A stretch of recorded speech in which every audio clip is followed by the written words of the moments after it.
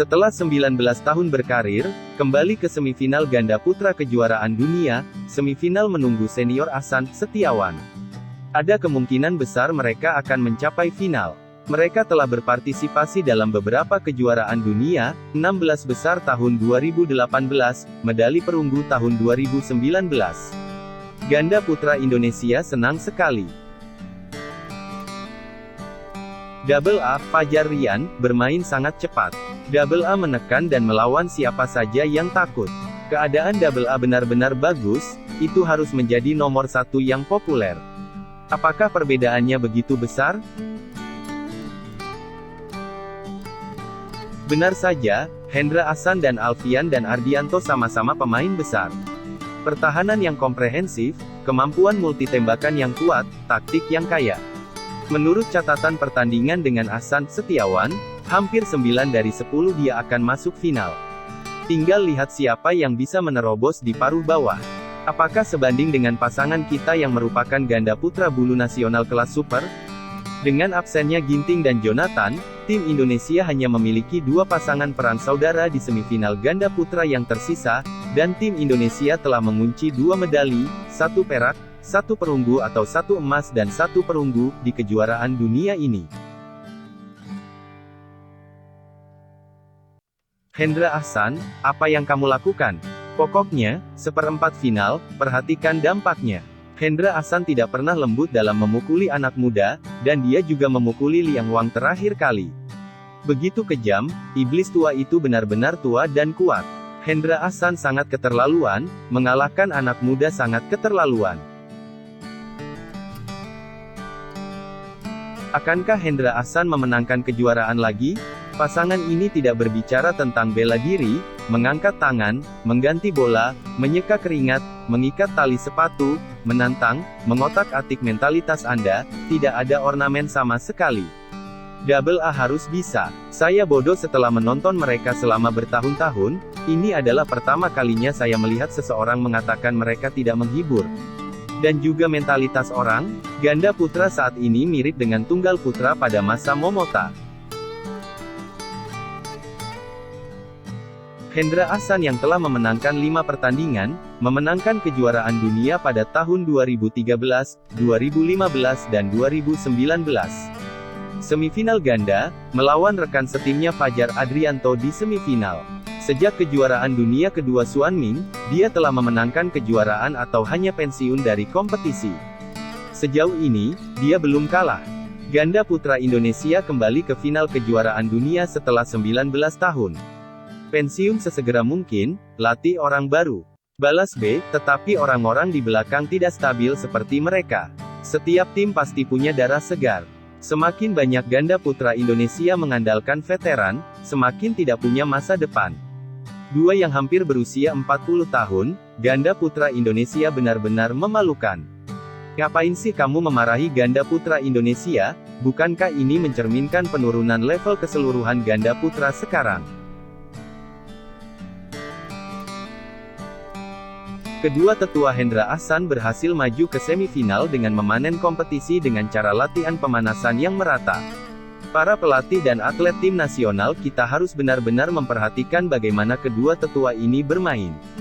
Faktanya, banyak teknik dan taktik Hendra Ahsan yang sangat cocok untuk dipelajari oleh para amatir. Saya mengagumi 2 orang tua ini, layak untuk dipelajari dengan serius. Ini sangat sulit dipelajari. Gaya permainan mereka jauh lebih sulit daripada kecepatan terburu-buru. Ini adalah gaya permainan yang tidak dipaksakan. Bisakah Ahsan Hendra terus menciptakan keajaiban kejuaraan dunia tak terkalahkan? Besok level ini akan lebih sulit. Jika Anda bisa bertahan Suang Ah, maka final, kemungkinan besar akan menang. Ada harapan, tetapi sekarang Double A juga telah meningkat pesat. Keseluruhannya masih meningkat. Coba saja yang terbaik. Sekarang saya mengerti mengapa dalam 15 tahun veteran tidak akan pensiun, dan pendatang baru sulit untuk keluar. Lihat saja Sukamuljo, jika Hendra pergi lebih awal, maka Sukamuljo pasti bisa menandingi Ahsan Hendra. Kejutan Hendra Ahsan di kejuaraan dunia 2013 terlalu kuat, dan bahkan situasinya ditekan. Lihat saja sekarang Sukamuljo tidak ada juara dunia individu. Mengapa veteran harus pensiun ketika dia masih bisa bertarung? Jika pemula memiliki kekuatan, dia secara alami bisa mengalahkannya. Selain itu, berpasangan bukanlah soal matematika 1 plus 1 sama dengan 2. Belum bisa dipastikan siapa yang akan mengundurkan diri terlebih dahulu, Hendra atau Sukamuljo. Gideon telah menjadi juara dunia No. 1 dan terbuka selama bertahun-tahun, jadi mungkin tidak demikian dengan Ahsan.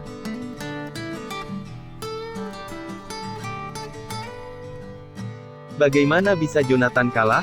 Apakah bola terakhir sekeras itu? Kualitas psikologis masih menjadi masalah terbesar. Untuk pertama kalinya, saya merasa tidak tahu harus berkata apa, dan saya juga depresi.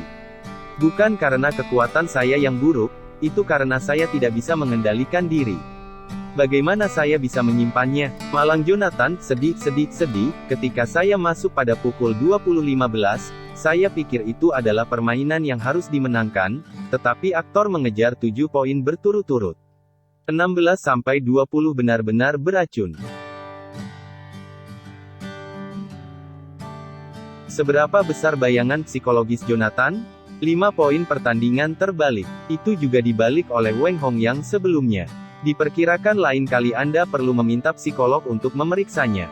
21-20 adalah bahwa para pelatih Indonesia memegangi kepala mereka dan tidak bisa mempercayainya. Benar-benar menangis di akhir. Jonathan benar-benar tidak baik, poin kuncinya adalah kemampuan yang sangat banyak.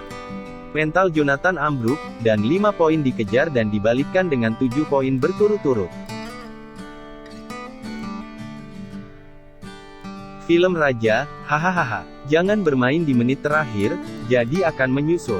Pada akhirnya, Jonathan menggunakan ritme perubahan untuk mengikat tali sepatunya, menyeka keringat, dan menyeret waktu, sama seperti Ginting kemarin, keterampilan tradisional Indonesia. Meskipun penggunaan aturan yang wajar, itu benar-benar memalukan. Hal yang sama berlaku untuk Lin Dan. Penggunaan aturan yang wajar adalah dalam fitur bulu tangkis. Dapat kartu kuning.